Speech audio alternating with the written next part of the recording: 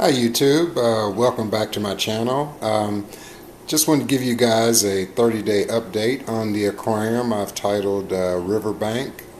As you can see, most of the plants have grown in really well. I have had a few algae problems, but I'll show you those later. But actually the aquarium is really turning out very nicely. The carpet of baby tears is really growing in, and I'll zoom in for you.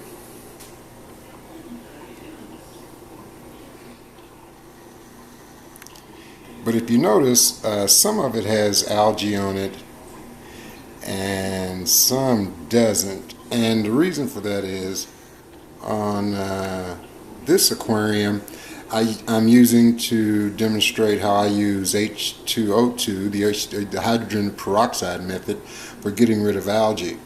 And this was the area that was sprayed with the H2O2, and of course these were the areas that weren't. So you can see in baby tears it makes a big difference as far as how they appear, and I'm going to treat this area very shortly. But again, you can see that the baby tears is pretty much devoid of algae, as well as the Physidum fontanus in the background. You can see it's pretty devoid of algae as well. But it was an issue initially, as it normally is in nature aquariums, especially where you use aqua soil. If you don't follow the regimen of water changes and so forth, then you will get that buildup of algae, and it's just part of the process of the tank cycling.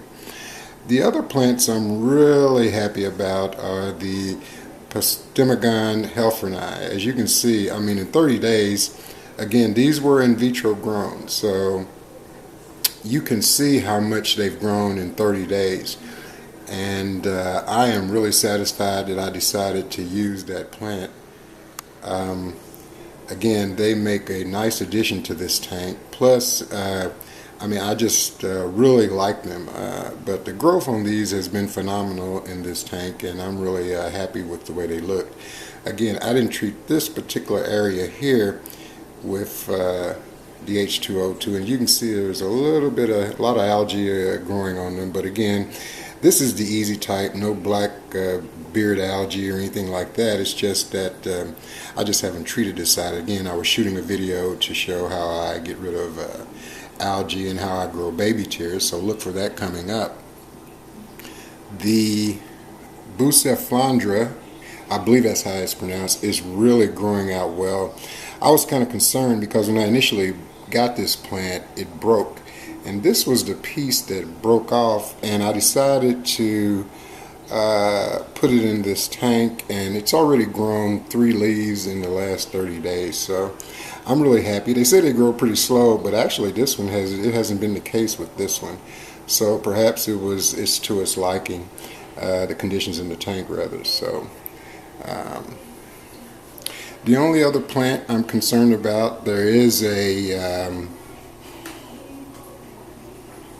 Biloxi japonica right there below the dwarf, below the chocolate gourami that I just bumped the camera against. So, but anyway, I'm thinking that's not going to work, because if you look at the area where it's going to grow in at, it's really going to crowd, and you know how big they get, so it's going to kind of crowd out that area. So I'm considering removing it, and but again, it's just now starting to grow, so as it grows, I'll be able to see if it's really going to be an issue. Well, I know it's going to be an issue, but I'm going to see how much maintenance it requires. So the Hygrophila has lost all its immersed leaves, and as you can see, it's really grown in really heavily, and it actually needs to be pruned back a little. So I'm going to do that pretty soon. But once again, guys, I'll pan out on the tank so you can really get a good look at it.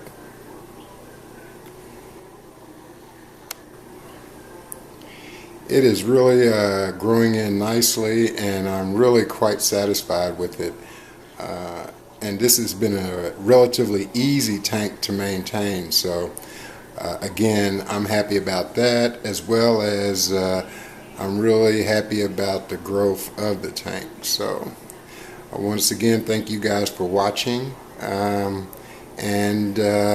look for some more updates, as well as my little video on growing baby tears, or Hemacanthus calicotroides.